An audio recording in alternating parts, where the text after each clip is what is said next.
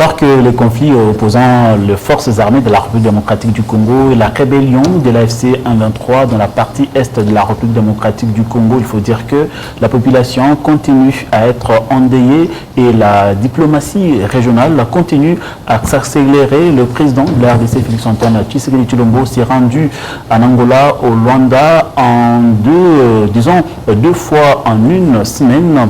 Une diplomatie inédite en République démocratique du Congo qui interroge. Et sur ces plateaux, aujourd'hui, nous allons parler justement du conflit dans la partie est de la République démocratique du Congo avec le mérite ou pas de la diplomatie congolaise. Et pour en parler, je reçois pour vous ici Osni Kambala. Il est expert en diplomatie et protocole d'État des questions internationales, à qui j'ai dit bonsoir et bienvenue dans cette émission Politique à la carte.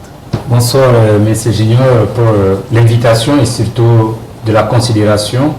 À chaque fois qu'il y a des urgences, vous faites appel à nous et pour donner aussi notre expertise. C'est aussi une façon pour nous d'édifier l'opinion et de contribuer aussi à la compréhension des enjeux géopolitiques qui entourent notre région. Je tiens à vous remercier et à tous mes co-débatteurs qui sont à mes côtés. C'est toujours un grand plaisir de vous recevoir sur ces plateaux. Je suis attiré par votre polo. On dirait que vous êtes un vrai patriote. C'est pour soutenir les léopards de la RDC, malheureusement, qui sont déjà éliminés. La patrie ou rien, que les léopards soient éliminés et nous n'allons pas, ce n'est pas un parti politique qu'on doit démissionner demain. Nous demeurerons toujours RDC, opposition majorité. Donc, la patrie ou rien. À votre droite, je reçois Stanislas Wangenge. Vous êtes communicateur provincial de l'Ensemble pour la République, bien sûr, pour les comptes de la province du Haut-Katanga. Bonsoir et bienvenue dans cette émission Politique à la carte. Bonsoir et merci beaucoup, M. Junior. Merci encore une fois et toutes mes salutations à mes co-débatteurs. C'est un grand plaisir. Je reçois également un habitué de cette émission, Eri Kalmouna. Vous êtes mukogiste. Bonsoir et bienvenue. Bonsoir, M. Junior. Bonsoir à tous nos compatriotes. Bonsoir à mes co-débatteurs. Bonne année 2026 à vous tous. Vous êtes à la maison, vous ici présents. Merci. Moi, j'ai permis aussi à Homo sapiens Chimanga de répondre aussi aux vœux que vous le souhaitez pour cette année 2026. Bonsoir et bienvenue, M. Homo sapiens Chimanga. Oui, bonsoir, M. Junior. Bonsoir à la population congolaise qui nous suit à ce moment. Bonsoir et aussi meilleurs vœux aux co-débatteurs avec qui j'estime qu'on aura un débat républicain, surtout éducatif et qui va profiter à la population. Voilà, donc merci donc à vous d'avoir répondu à cette invitation. Vous gardez la main par rapport à la situation sécuritaire dans la partie est de la RDC. Nous avons vu le président de la RDC accélérer la diplomatie en se rendant plusieurs fois, disons ici en une semaine, il s'est rendu 2 fois en Angola. Qu'est-ce qui justifie justement cette accélération inédite de la diplomatie en RDC? Déjà, depuis son avènement à la magistrature suprême, le président Tshisekedi a fait de la diplomatie son char de bataille, bien sûr. Son cheval. Son cheval de bataille, bien sûr. Question de résoudre tout ce que nous avons comme problème dans la partie Est. C'est pourquoi ça n'a pas commencé aujourd'hui. Nous étions en Nairobi, à Luanda, Doha ou encore à Washington.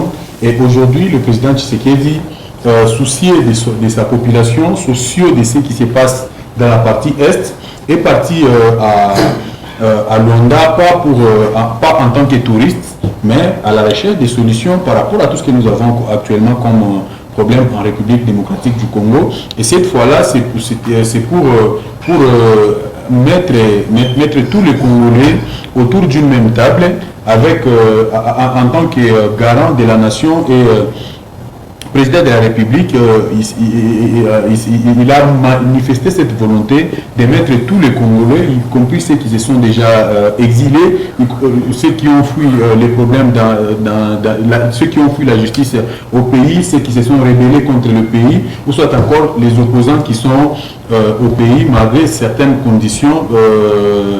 Ça montre la volonté du président Tshisekedi de redorer le pays et d'amener la paix dans la partie Est et sur toute l'étendue de la République démocratique. Je reviens à vous tout à l'heure. La même question à M. Osni Moubarak.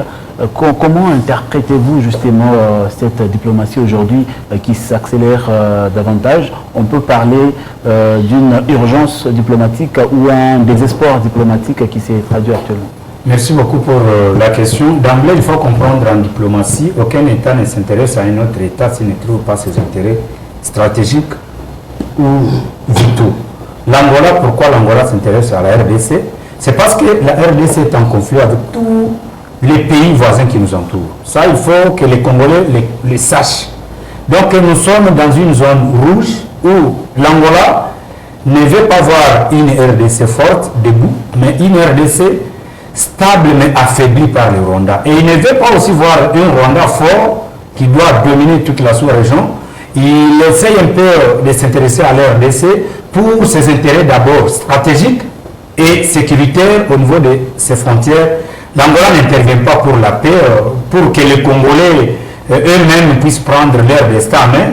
L'Angola intervient parce que nous avons des conflits avec l'Angola dans la région de Cabinda. N'oubliez pas que l'Angola est un poids lourd, un voisin très puissant sur le plan diplomatique, militaire, mais néanmoins, entre ces deux pays, il y a ce qu'on appelle l'interdépendance stratégique avec les ports de Lobito qui doit faciliter le transfert des minéraux, le transport des minéraux des Kolwezi vers l'Angola, ce qui sera moins coûteux d'ailleurs, et les Américains y trouvent leurs intérêts. Et l'Angola s'intéresse à la RDC dans cette crise parce qu'il y a des accords pétroliers qui sont aussi signés avec la RDC. N'oubliez pas que l'Angola est un pays pétrolier et que dans le bloc pétrolier que nous avons au niveau de la région de Cabinda, c'est l'Angola qui exploite le pétrole. Il y a ce qu'on appelle les poursuites judiciaires à l'international. Et même si demain on va trancher en notre faveur, le Congo ne dispose pas des infrastructures modernes pour l'exploitation du pétrole. Le président Félix, par rapport à ses successeurs, ne veut pas être en conflit avec l'Angola parce que nous voulons pour eux, Kinshasa doit exploiter le pétrole avec l'Angola pour gagner profit. N'oubliez pas qu'il y a la Convention internationale sur le droit de la mer et la RDC peut bénéficier au-delà de 370 km selon l'article 76 de cette convention. Mais le Congo n'exploite pas le pétrole. C'est l'Angola qui exploite parce qu'il y a beaucoup d'entreprises étrangères qui sont en Angola qui exploitent. Ici, bon, peut-être on ne parle pas sur le plan économique. Oui. Là, nous savons que l'Angola cherche bien sûr ses intérêts, la RDC cherche aussi ses intérêts. Mais dans les cas d'espèce, le président Joao Lorenzo, c'est le président de l'Union africaine. S'il vous plaît, ce serait pour ça. S'il vous plaît, ne perturbez pas. L'enjeu juste pour l'enjeu de cette quête de solutions, l'Angola ne veut pas voir les conflits en RDC parce qu'il y aura beaucoup de Congolais qui vont fuir vers l'Angola, même de Rwandais. Alors, pourquoi cette diplomatie que l'Angola est en train de booster? C'est pour d'abord sécuriser ses frontières et aussi maintenir la RDC dans cette confusion, dans cette dépendance, parce que l'enjeu pour l'Angola, c'est le pétrole. Il s'intéresse à la crise de la RDC et à l'est du pays avec le Rwanda. C'est pour maintenir son influence géopolitique au niveau de la sous-région. Donc l'enjeu est économique et sécuritaire pour l'Angola. N'oubliez pas que l'Angola a financé la guerre de 1998 sous Mouzé et c'était pour maintenir ce pays dans son sphère d'influence géopolitique. C'est ça l'enjeu. Et si on parle de l'Union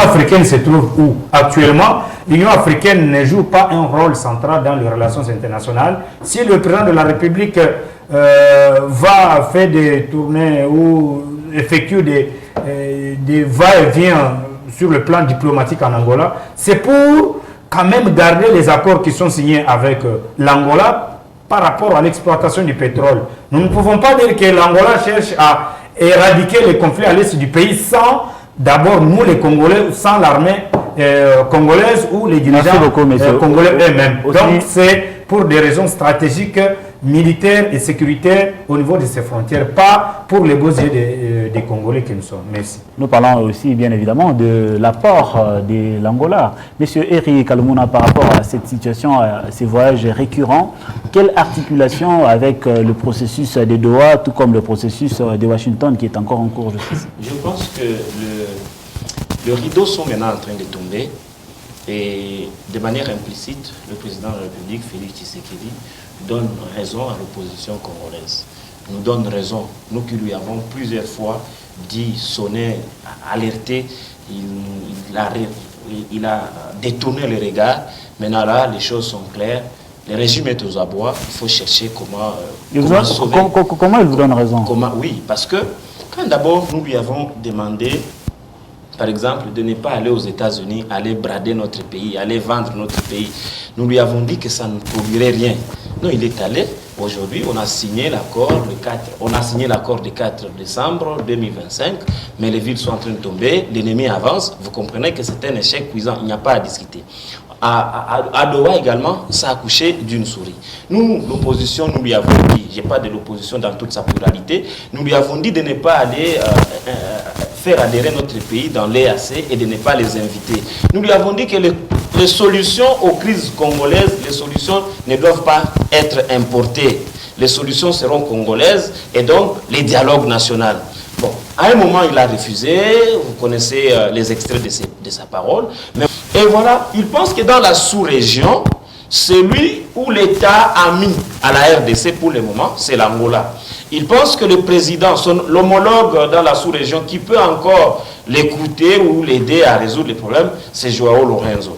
Bon, voilà. Nous pensons tout simplement que la bonne chose, c'est les dialogues qu'il veut. Les dialogues en interne. Les dialogues à l'interne, oui, évidemment. C'est ça la bonne nouvelle. Mais tout simplement penser que João Lourenço va nous donner la paix ou nous aider. Non, mon grand frère Osni l'a dit. L'État congolais, les États fonctionnent selon les intérêts. Et donc l'Angola, en acceptant, vous savez qu'à un moment, le président João Lourenço avait décliné. Il avait dit non, il m'envoie à Congo avec le président Félix, vraiment, je ne suis plus prêt à porter les chapeaux. Maintenant, si Lourenço est revenu à sa parole, c'est-à-dire certainement que son intérêt y est. Le pétrole congolais de Cabinda est exploité par l'Angola.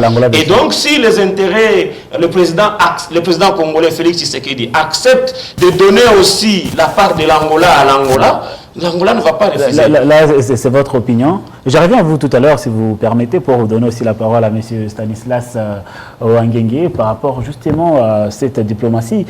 Tout ce qui vient d'être dit sur ces plateaux, M. Osni, à l'entendre parler, donc nous avons une diplomatie vraiment qui est ouverte à tout le monde. En même temps, on dirait que c'est une diplomatie isolée, étant donné que sur le terrain, on n'a pas de solution palpable. Quelle est votre lecture par rapport à ça?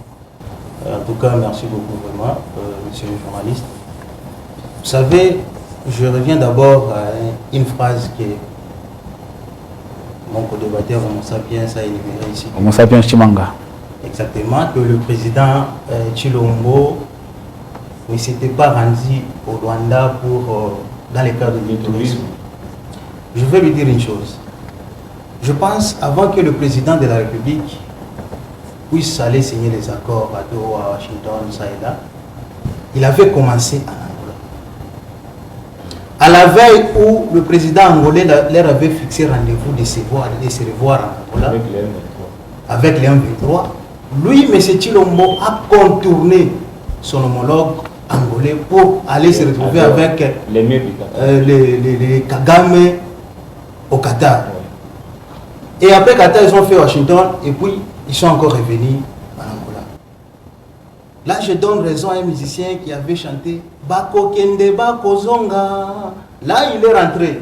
Pourquoi il est rentré? Parce qu'il s'est rendu compte que partout où il a fait des voyages, rien n'est fait, rien n'est sorti de meilleur là-bas.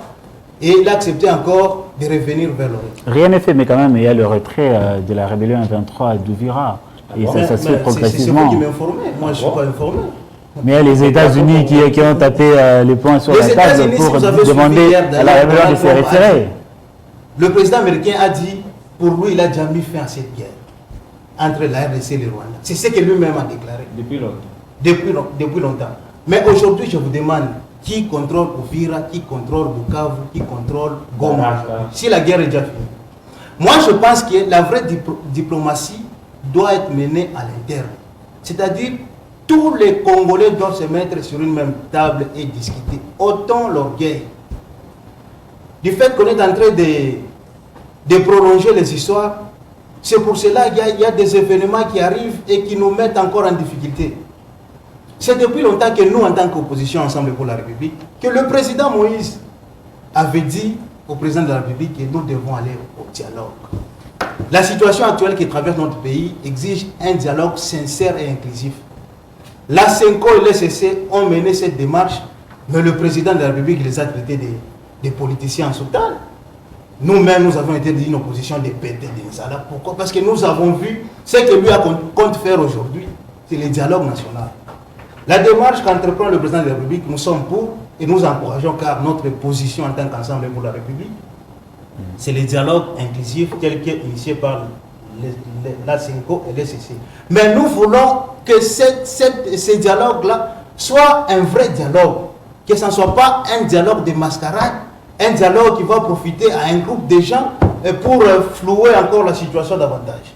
Donc nous sommes pour ce dialogue-là à une seule condition, qu'il soit un vrai dialogue sincère et inclusif. Bon, de toute façon, le président de la RDC, pour les dialogues, d'ailleurs, il avait dit qu'il faut que les dialogues soient faits avec les Congolais, non pas ceux qui sont dirigés par une force étrangère dans le Rwanda. Monsieur Homo Sapiens, finalement, on peut dire que la diplomatie a échoué, les armes ont échoué pour mettre fin à cette guerre dans l'Est de la République démocratique du Congo. Peut-on finalement se tourner vers les dialogues comme souhaitent ceux de Ensemble et les Mukogistes? Monsieur Junior, à un certain moment, nous devons être honnêtes envers la population. Moi, j'ai l'impression qu'il y a la situation qui se passe à l'Est est beaucoup plus bénéfique pour les gens de l'opposition que les Rwandais eux-mêmes. Parce que c'est comme si eux n'attendent que ça pour dire que voilà, nous avions dit. Mais le pays ne doit pas fonctionner comme ça. Le président Tshisekedi n'est pas un usurpateur du pouvoir. C'est quelqu'un qui a été élu, d'ailleurs, avec une majorité écrasante. Nos amis ensemble ont participé à ces élections, peuvent témoigner. Nos amis mukwégistes ont participé pendant 7 jours. S'il vous plaît, un peu. Non, nous, on n'avait pas de machine. Tolérance, s'il vous plaît, monsieur Eric. Donc, aujourd'hui, le pays, ce que nous devons savoir, c'est que nous devons un peu être humanistes. Parce que ceux qui meurent à l'Est, il n'y a pas que ceux de l'UDPS. Ceux qui meurent à l'Est, il n'y a pas que ceux de la famille du président Tshisekedi. Il y a même ceux de l'ensemble, même les Mukwégistes. Tout le monde doit être préoccupé par cette guerre. Le président Tshisekedi n'a jamais refusé le dialogue. Le président Tshisekedi, d'abord, c'est un homme de dialogue. Depuis qu'il a été élu en 2018, il n'a fait que dialoguer. Mais le problème ici, on veut nous amener à un dialogue selon la conception d'un groupe de gens. Soit, qu'on dise clairement, parce que jusque-là, on ne sait pas se situer. C'est le Rwanda qui nous agresse, mais au moins, il y a des gens qui parlent avec conviction, les gens de l'opposition, qui nous disent clairement que non, si nous dialoguons avec vous, cette guerre va finir. Comme pour dire, ils sont pour quelque chose par rapport à ce qui se passe à l'Est. Donc, pour dire, quand le président Tshisekedi dit que non, ce qui se passe dans la partie Est, hormis la même mise du Rwanda, il y a aussi quelques figures de l'opposition. Nous devons être réalistes. Aujourd'hui, les cartoonistes vous parlent avec conviction en vous disant que non, nous devons dialoguer pour sortir le pays du gouffre dans lequel il se retrouve. À un certain moment, nous devons nous poser mille et une questions et nous allons nous répondre si nous sommes vraiment honnêtes. Le président Tshisekedi n'a jamais refusé de dialogue. Le président Tshisekedi a organisé les consultations nationales ici. Pour des gens qui voulaient des solutions au pays. Parce que dans leur entendement, peut-être les consultations allaient dans le sens du partage du gâteau. Parce qu'eux se disent, non, l'UDPS a déjà échoué, nous on ne peut pas aller dans ce sens-là. Mais ne puisque venir proposer les pistes de solutions, s'il vous plaît. l'UDPS a déjà échoué. Si nous allons au dialogue, c'est pour faire quoi au juste? Parce que le président Tshisekedi, en allant vers l'Angola, si je dois répondre à M. Un peu plus rapidement, vous avez 30 secondes. Oui. Si Joao Lorenzo avait refusé d'intervenir dans l'affaire du Rwanda RDC, ça c'était en tant que président angolais. C'est parce que le président était aussi intervenu en tant que président angolais. Mais le président, les statuts ont changé. Le statut que a Joao Lorenzo n'est pas seulement celui du président de l'Angola, mais aussi celui du président de l'Union africaine. Et cette fois-là, ce n'est pas pour résoudre un dialogue entre le Rwanda et la République démocratique du Congo. Parce que ce dialogue a déjà eu lieu et des solutions ont déjà été... Il y a déjà des résolutions qui ont déjà été adoptées. Et nous sommes dans la phase de l'observation jusqu'à aller à l'exécution de ces résolutions. Et où est-ce que ces résolutions ont failli? C'est parce qu'il y a des Congolais qui se réclament être impliqués de près par rapport à cette situation. Il s'est dit, c'est pourquoi le président Tshisekedi est allé en Angola, pas à la recherche d'un dialogue entre RDC et Angola sous prétexte qu'il y ait d'un partage des minéraux quelque part. Non, c'est pour solliciter l'Angola de jouer le rôle de médiateur. Parce que pour un pays comme la République démocratique du Congo, même quand le président Tshisekedi est parti au Tchad comme médiateur, ce n'est pas le Congo qui a proposé le président Tshisekedi, c'est l'Union africaine qui a sollicité l'expertise. Non, s'il vous plaît, permettez-moi de... Non, vous avez pris beaucoup de temps. Permettez-moi, je suis déjà... Donc, le dialogue, le président Tshisekedi, parce qu'aujourd'hui, eux veulent que la CENCO puisse faire la médiation de ces dialogues. Mais le comportement parce que la CENCO se comporte beaucoup plus comme acteur politique que dans le sens de l'église au milieu du village. Et cette fois-là, le président Tshisekedi leur a donné la chance de venir au dialogue comme acteur politique parce qu'ils ont des pistes, des solutions. Et l'Angola, en tant que neutre, va gérer ce dialogue de façon que et le M23 et l'opposition l'opposition politique, l'opposition armée, l'opposition congolaise et autres pour qu'à... Non, là, ce sont vos qualifications. Non, ce n'est pas nos qualifications. S'il vous plaît. Monsieur Eri, partagez-vous la même idée que M. Moussatiens à ce sujet? Je ne partage pas ce point de vue. Nous devons être honnêtes. Je vais devoir rebondir sur l'essentiel et pas un peu plus rapidement, oui. Cette turpitude. Non, il a pris beaucoup de temps. Je ne sais pas comment, à peine que je... Non, allez-y. Il dit ceci. Oui.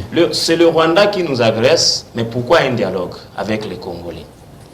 Nous vous avons dit, et je le répète ici, le président Félix Tshisekedi, pour lui maintenant, les rideaux sont tombés, il commence à voir clair. Et il nous donne raison, nous l'opposition. Nous lui avons dit de ne pas séparer le Rwanda du M23. Parce que le Rwanda, sans le Rwanda, le M23 n'a pas de capacité de nuisance.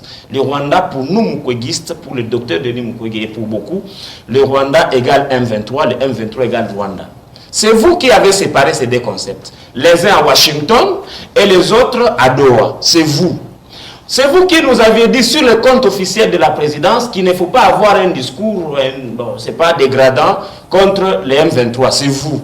À l'issue de la réunion, c'est pas bipartite ou tripartite avec les M23, le gouvernement congolais et les M23.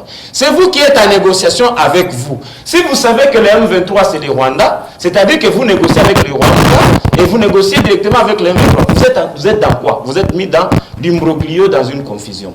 Pourquoi nous, opposition congolaise, nous réclamons, nous demandons, nous avons proposé des dialogues? Justement parce que le conflit à l'Est a plusieurs causes. Il y a les causes internes et les causes externes. Il ne faut pas mentir. Nous savons tous qu'il y a eu... Non, s'il vous plaît, c'est mon temps de parole. Vous avez dit ici sur ce plateau, vous avez dit ici, voilà, il commence à comprendre que je touche à l'essentiel. Allez-y. Tu n'as pas de... Vous êtes protégé, allez-y. Voilà. Et vous savez qu'il y a des causes internes qui alimentent les conflits.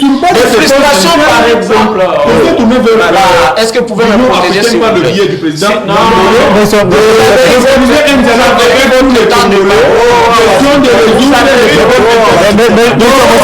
on a résolu, c'était pour résoudre les problèmes directs avec le Rwanda. C'est supplétif du M23. Monsieur Moussatiens, s'il vous plaît. Vous constatez ce qu'il est en train de faire. Je vais le faire, vous avez dit... Non, allez-y. Je pense ceci. Oui. Nous devons parler entre nous Congolais pour nous dire des vérités. En 2028, on a fait une élection. Monsieur, tu me poses pas la question. Il y a eu une élection qui a pris une semaine. Il y a eu une élection qui a pris beaucoup d'argent à la République. Et nous avons vu une élection d'une semaine avec des machines à voter sur les têtes. Quelle constitution a permis cela? Il y a des détournements scandaleux dans ces pays qui privent même notre armée des moyens de défense. Mais vous comprenez qu'il y a vraiment des causes internes et très profondes dans le pays. Il y a des frustrations.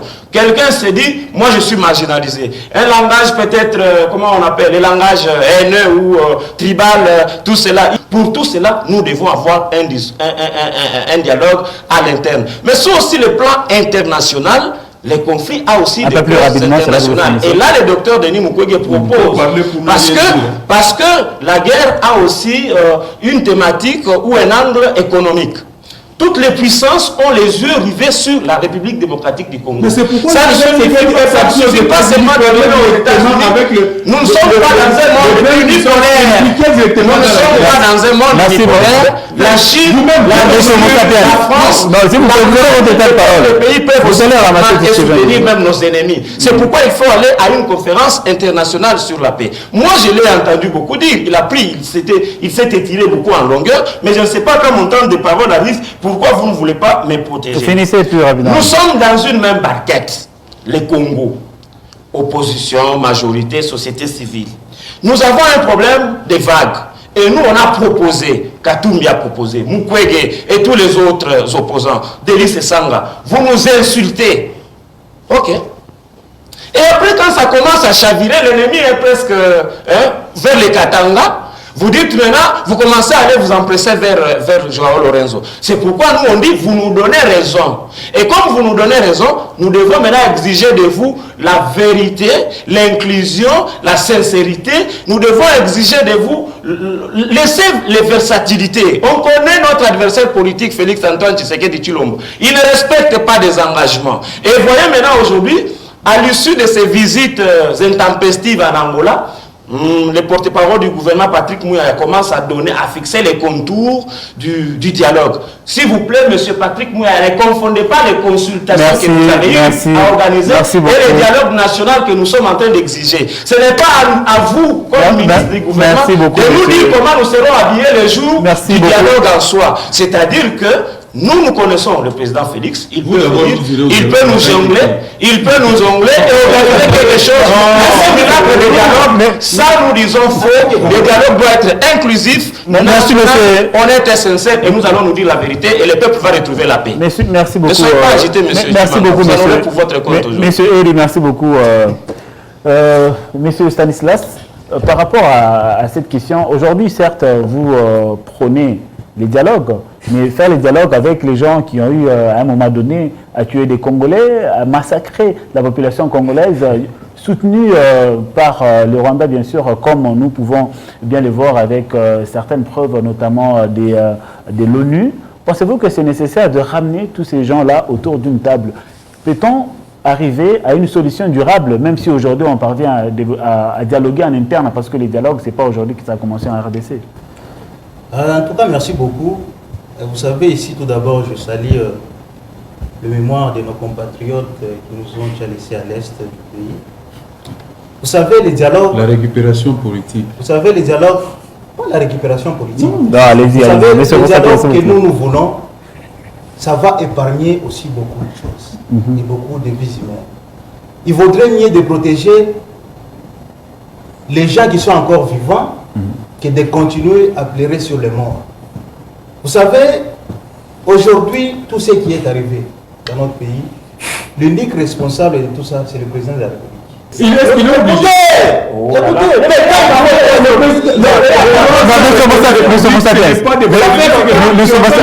Écoutez d'abord le fond de sa pensée, on va vous donner la parole. Ça fait longtemps que nous, opposition, nous avions parlé avec nous avions demandé au président de la République de pouvoir organiser les dialogues avant que le ville ne tombe. En commençant par les élections de 2018, c'était chaotique. Les élections de 2023 étaient chaotiques. Aucune victime n'a un cœur en métal, je l'ai toujours dit. Où est-ce que vous avez déjà vu une élection qui prend une semaine, 10 jours? avec des machines à voter dans des maisons. Et vous appelez ça élection. Et vous appelez que le président était légitimement élu. Non, soyons sérieux quand même. Ici, nous parlons les choses de la République. Mais ici, nous devons nous dire des vérités pour que nous sortions de cette crise. Je ne peux pas ici venir, non, tel a tué, tel n'a pas tué. Non, je ne pas c'est comme ça. Moi, tu as dit que les élections étaient s'il vous plaît, monsieur Moussapien. Monsieur Stanislas, s'il vous plaît, monsieur. Ici, les dialogues que nous demandons, pas demander, les dialogues que nous exigeons au président de la République, que ce soit un dialogue sincère qui va appeler tout le monde. Même ceux que les gens que vous qualifiez de criminels, que ce soit, moi je vais à ce que tout le monde soit. Non, on se base sur des faits. C'est pas qu'on les qualifie comme ça gratuitement. On se base sur des faits. Si aujourd'hui cette crise persiste, c'est parce que les Congolais ne sont pas unis. Si aujourd'hui nous mettons le président Chilombo, le président Katumbi, le Kabila, le Sisanga, le Fayou, le Mukwege autour d'une même table, les Rwandais là que vous chantez jour et nuit, ne se jouera jamais de la République démocratique du Congo. Les Rwandais que vous avez toujours chanté, les Rwandais, nous avons échoué de manger parce que les Rwandais, il n'y a pas de l'eau, les Rwandais, on ne paye pas les enseignants, les Rwandais. Si tout le monde revient autour d'une même table, les Congolais soient unis aujourd'hui, les Rwandais ne diront aucun mot face à la République démocratique du Congo. Les Rwandais que l'IDPS et l'Union sacrée glorifient jour et nuit, trouve sa puissance dans la division des Congolais. Non, glorifier, ça c'est... Mais c'est ça, mais je vous dis. J'ai suivi le maître ici, maître Kabengeli. Vous avez suivi ce qu'il a dit. Donc le deuxième mandat du président de la République ne sera pas considéré parce que les Rwandais est attaqué. Mais c'est l'agresseur. C'est l'agresseur. Mais c'est l'agresseur. Pourquoi il est agresseur? C'est parce que nous sommes divisés. Ce n'est pas ce que dit la Constitution. La Constitution dit qu'on arrête les compteurs de mandat quand on est agressé. Non, est-ce qu'elle considère d'abord la Constitution? Ils sont allés signer les accords là. La Constitution dit qu'il faut organiser le dialogue. Écoutez, les dialogues. Les dialogues que nous exigeons, c'est un dialogue initié par les CC, la CENCO. Ce n'est pas ce que le président et le ministre Mouya commencent à nous présenter aujourd'hui et lui commence à tracer des critères. Si vous dites que vous-même, Moussapien, vous avez dit sur ce plateau que le président Tshisekedi est allé voir le président Lorenzo en qualité du président de l'Union africaine pour qu'il soit les médiateurs du dialogue national. Mais c'est à lui de tracer, si le président Joro est le médiateur de ce dialogue, mais pourquoi le ministre Mouyaya doit tracer encore les faisabilités, le mode de participation à ce dialogue? Lui dit que le dialogue doit se passer au Congo, à Kinshasa. Lui dit que le dialogue, bon, je ne sais pas, vous nous menez dans quoi? Mais vous voulez que ça se passe où? Vous nous menez dans quoi? Merci beaucoup. Merci beaucoup, M. Stanislas. Vous avez quelques secondes, oui. Allez-y rapidement. Nous voulons un dialogue sincère. Il a dit que le président Moïse Katumbi et Kabila sont des mèches avec ceux qui trouvent l'ordre à l'est du pays. Écoutez, Moïse Katumbi ne prendra jamais des armes. Mais toi-même, tu viens de s'il vous plaît, on va trouver des Sapiens. Oui, tu fais les causes internes, je parle des élections. Le président Moïse Katumbi était candidat président aux élections 2028. Il a été victime de vote de ces élections, de ses voix. Du braquage électoral. S'il vous plaît. Il n'a pas fait la guerre. Vous ne savez pas ce que vous dites? Non, c'est vous qui ne connaissez pas, qui n'entendez pas ce que vous avez parlé. Vous ne savez pas ce que le président vous l'avez dit, c'est cette année de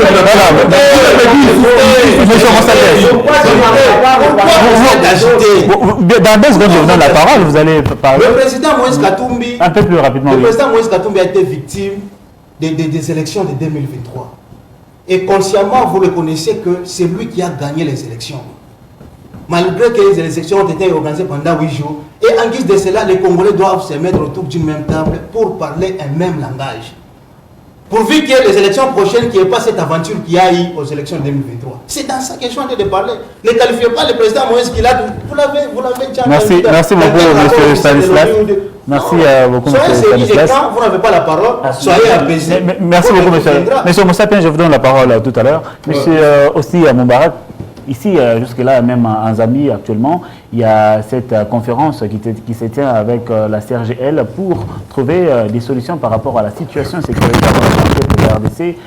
En même temps, il y a cette déclaration de l'ONU 2773 qui parle du retrait immédiat de la rébellion de l'AFC 23 sur le sol congolais. Mais finalement, on se base seulement sur des déclarations, alors que sur le terrain, la population continue à payer le prix le plus fort. Merci beaucoup. D'emblée, il faut comprendre que quand vous parlez de l'ONU, l'ONU fonctionne comment? Je vous informe que les États-Unis d'Amérique viennent de se retirer dans plus de 66 organisations internationales. L'ONU risque de connaître la même histoire que son ancêtre, la Société des Nations. Aujourd'hui, compter sur les propos des responsables de l'ONU, c'est brader notre sécurité à l'international. Actuellement, Trump est en train d'amener le monde dans une direction où chaque pays doit se prendre en charge. On ne peut pas compter sur les efforts de l'ONU à parler, l'Union africaine a parlé, et ça, je ne suis pas d'accord parce que actuellement, le processus de Luanda qui a été récupéré par l'Angola, après ce qu'il y a eu à Doha, ce qu'il y a eu à Washington, et le président Félix n'est pas parti en Angola par sa demande, il faut le dire, qu'il a été invité par le président Lorenzo, et c'est tout à fait normal et logique parce que d'abord ce sont les deux géants de la sous-région des Grands Lacs, vous avez l'Angola et la RDC, mais le Rwanda de l'autre côté comme un enfant de course des États-Unis d'Amérique, comme aussi le Qatar dans le Moyen-Orient. Le processus de Washington, je dois vous dire que si on avait maintenu le processus de Luanda avant qu'on aille à Washington, le Rwanda était déjà mis à genoux par Kinshasa parce que tous les pays africains ne pouvaient pas supporter que Kagame, le Rwanda continue à endeyer la RDC, qu'il soit à genoux.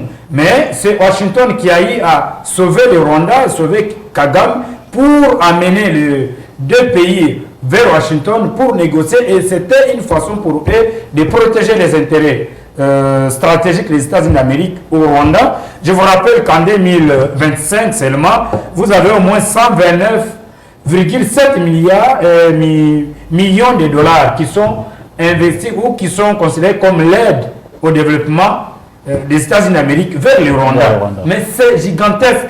Pour la RDC, qu'est-ce que les Américains donnent?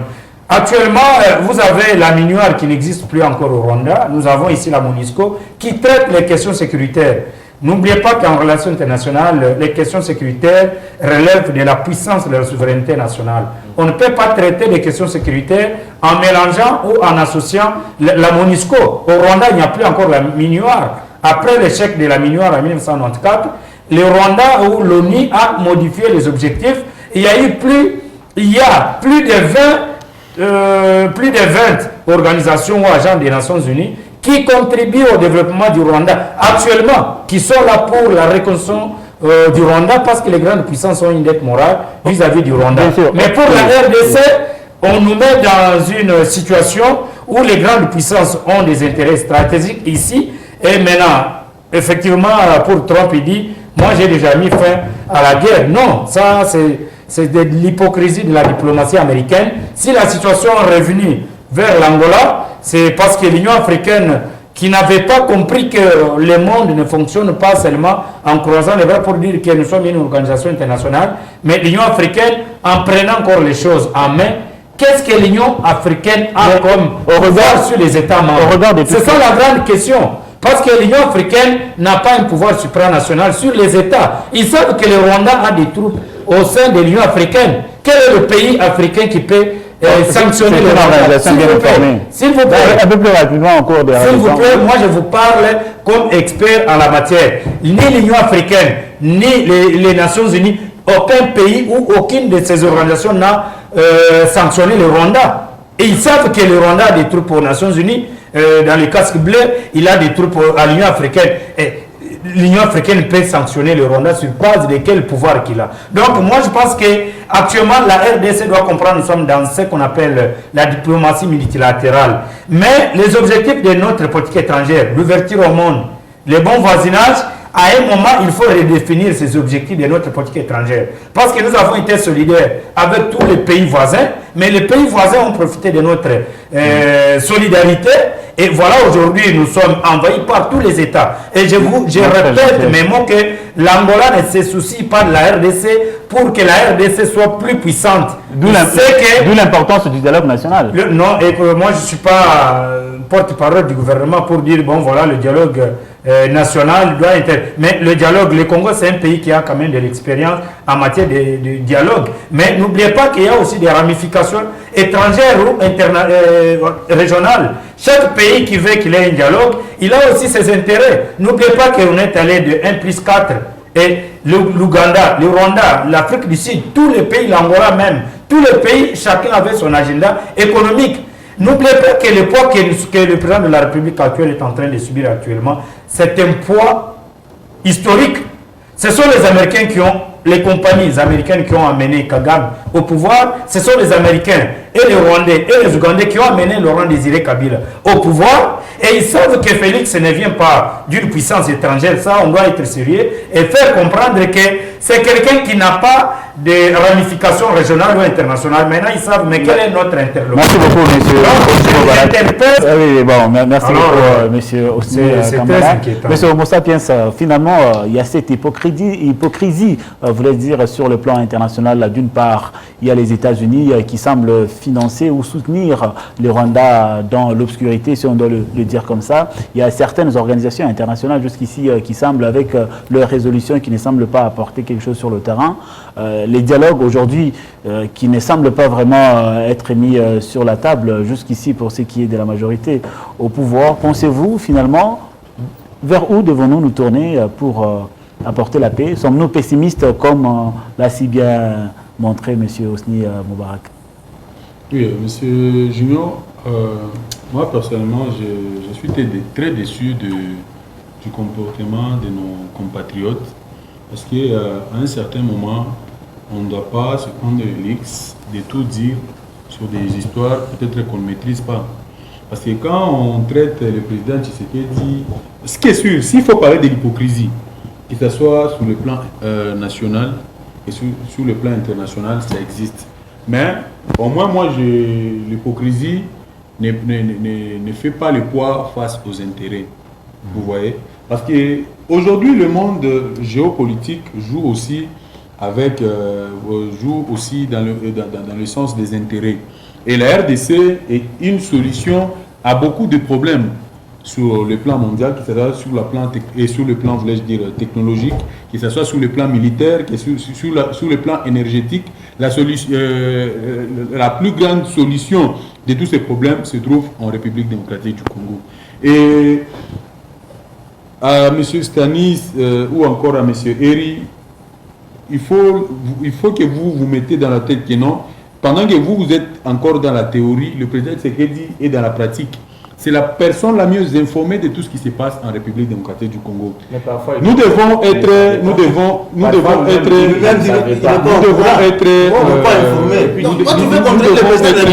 vraiment réalistes et beaucoup plus être honnêtes. Non, il n'a jamais été au courant. Vous savez, le président Tshisekedi, à chaque fois, ce que nous oublions, le président Tshisekedi, c'est comme un sage. Lorsqu'un sage montre son doigt montre la ligne, les autres imbéciles, permettez le terme, se permettent de regarder la ligne au lieu de regarder, regarder le doigt au lieu de regarder la ligne. Tu parles de la parole de la compréhension. J'ai dit ceci. Lorsque le doigt du sage montre la ligne. Lorsque le doigt du sage montre la lune, voilà. À un certain moment, n'embrouillez pas l'émission. Non, s'il vous plaît, ça, on parle de la lune. On donne de la matière, la population en a besoin. Même le chef de l'État reconnaît que ça, je ne connais pas. Le président Tshisekedi n'est pas fou. Parce qu'il y a certaines choses que les leaders des partis n'expliquent pas à leurs membres, à leurs membres, notamment celui de Ensemble contre la République. Même chez vous. Non, Ensemble pour la République, s'il vous plaît. C'est pour la République. Non, même oui, chez vous Vous savez aussi, pas il y a des choses. parce que ici, on nous a dit ceci. Vous confondez On nous a ensemble dit les ceci. unions salées ou comment? On nous dit ceci. Si le président Tshisekedi avait écouté les pistes de solutions, les propositions de Katumbi, aujourd'hui, on n'allait pas se retrouver dans la situation où nous sommes aujourd'hui. Ça, c'est la première des choses. Si le président Tshisekedi et si Katumbi, Katumbi avait gagné ses élections, ou soit on avait volé ses élections, mais on a organisé ces élections. Katumbi avait, avait des témoins partout. Mais s'il vous plaît, même si on pour tricher, je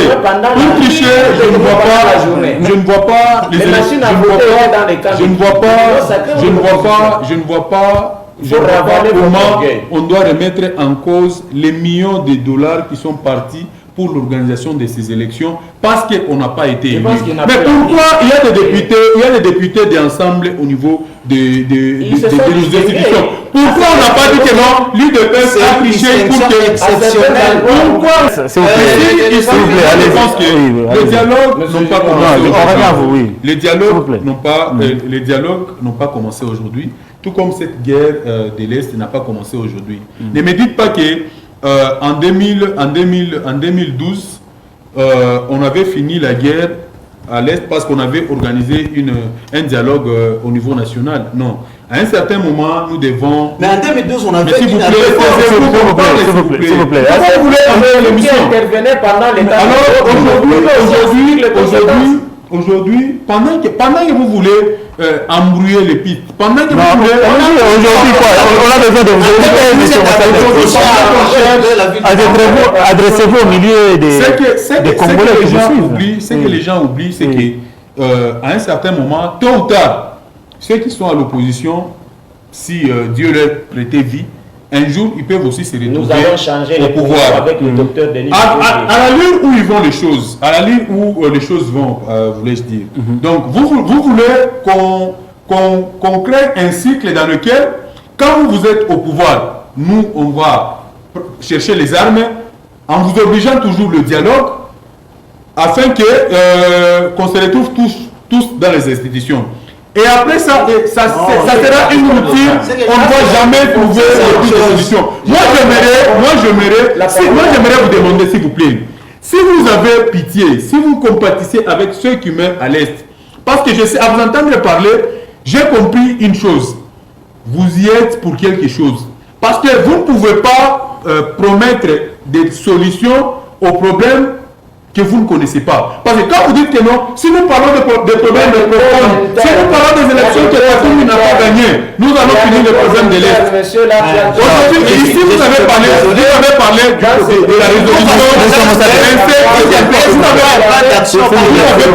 Vous avez parlé de la résolution. Nous étions à la porte de l'application de ces résolutions. Et vous savez ce qui a changé. C'est lorsque des discours comme ça, des discours d'un ancien président de la République qui vous dit les M23 ce sont des Congolais. Pendant que tout le monde, l'Afrique du Sud était en route avec ses militaires pour venir combattre le Rwanda. Il y avait la Rwanda qui avait promis ses militaires pour venir combattre le Rwanda.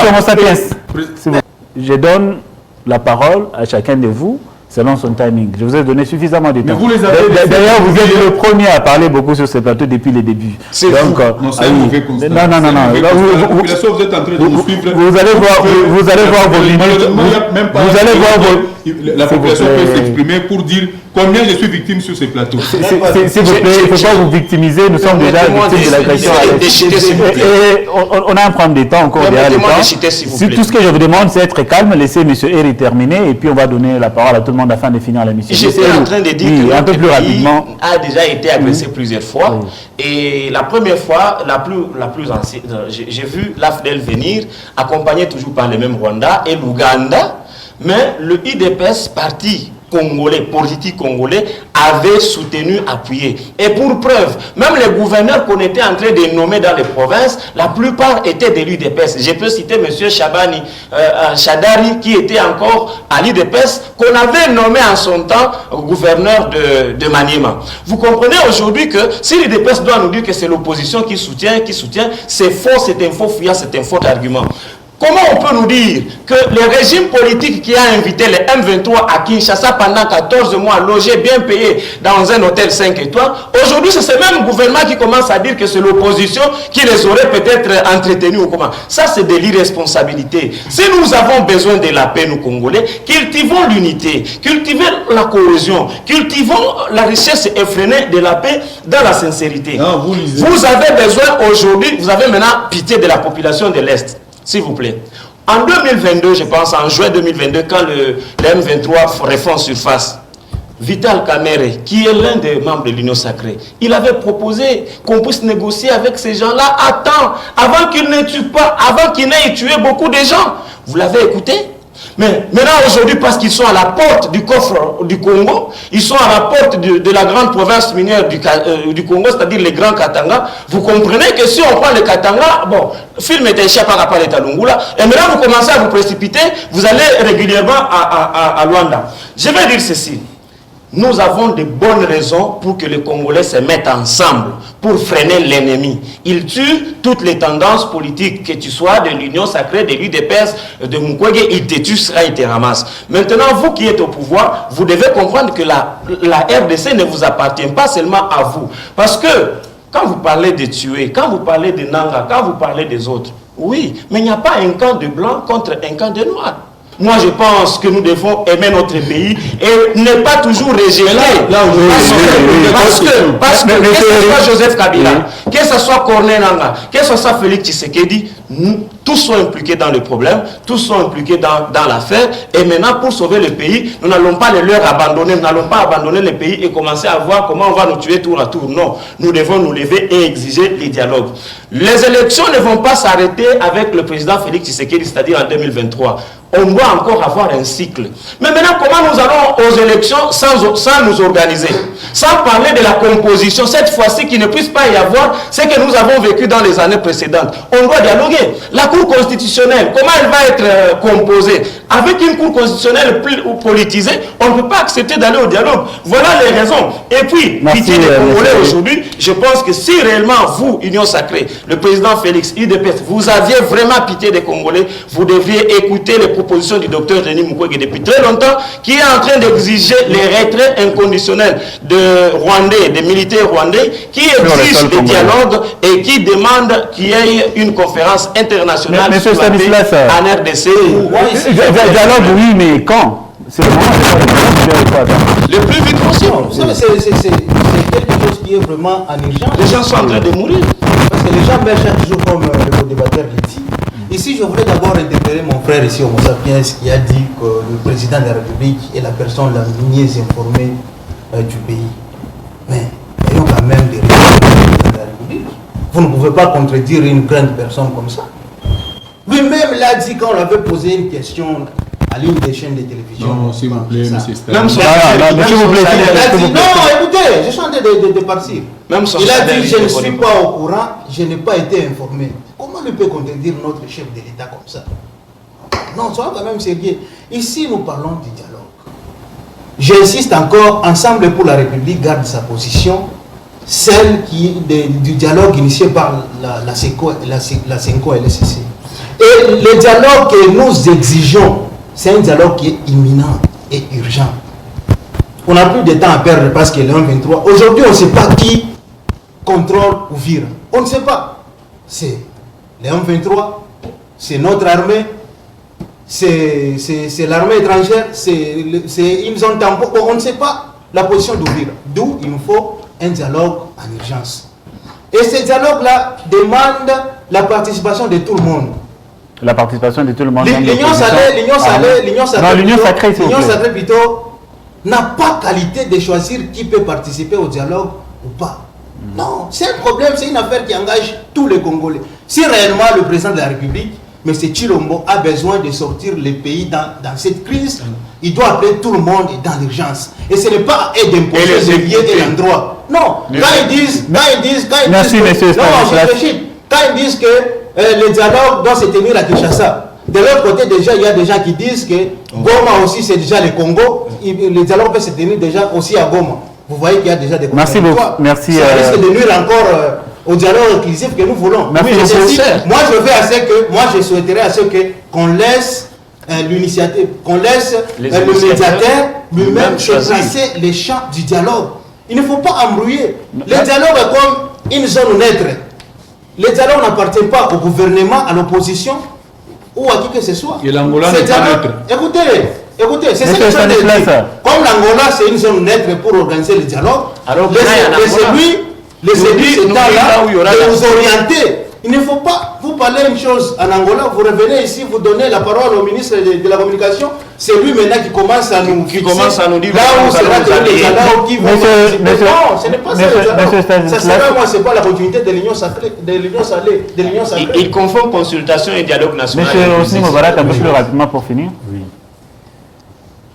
Votre réaction par rapport à tout ce qui vient d'être dit sur le plateau? Moi, ce que je dois dire à ce moment-ci, que c'est la diplomatie qui a fait que le Congo ne puisse pas sombrer dans le chaos depuis sa création, depuis les travaux de Berlin jusqu'à présent. Et nous sommes une région très difficile à gouverner.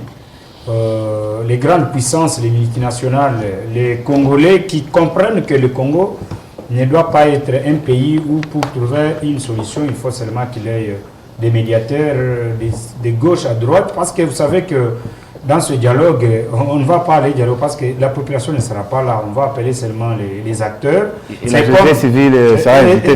C'est pour dire que le système était qu'on y entre alliés, on y sort opposants, on revient alliés, on y sort opposants, le système continue, on intègre les mêmes individus et le système continue, non. Ce qui est important, il faut que l'intérêt de notre peuple soit d'abord placé devant toutes les intentions de ceux-là qui veulent participer à ce dialogue. Moi, je pense que la RDC a déjà vécu cette expérience. Nous sommes un grand pays qui devrait quand même montrer de l'exemple à tous les pays de l'Afrique. Merci beaucoup. Parce que nous sommes le seul pays en Afrique centrale qui organise les élections rotatives. Moi, je pense que les Congolais, le gouvernement qui est mieux placé pour comprendre les contours de ce dialogue, et le Parlement, que nous avons mandaté les députés, les honorables députés, à leur retour, nous allons voir comment ils peuvent plaider la cause de notre peuple, et l'intégrité territoriale de notre pays dépend de notre capacité militaire d'influencer la sous-région. Le Congo doit continuer maintenant à assainir l'armée qui est quand même c'est ce qui est souhaitable pour tout le monde, j'espère, assainir l'armée qui est infiltrée selon bien sûr l'agence nationale des renseignements. Je ne sais pas vous donner la dernière parole pour finir, faute de temps, malheureusement. Je crois qu'on va se rattraper à la prochaine émission. Mesdames et messieurs, c'est par là que nous mettons un point final à cette émission. Merci donc à vous de nous avoir suivis. Restez en compagnie de nos programmes.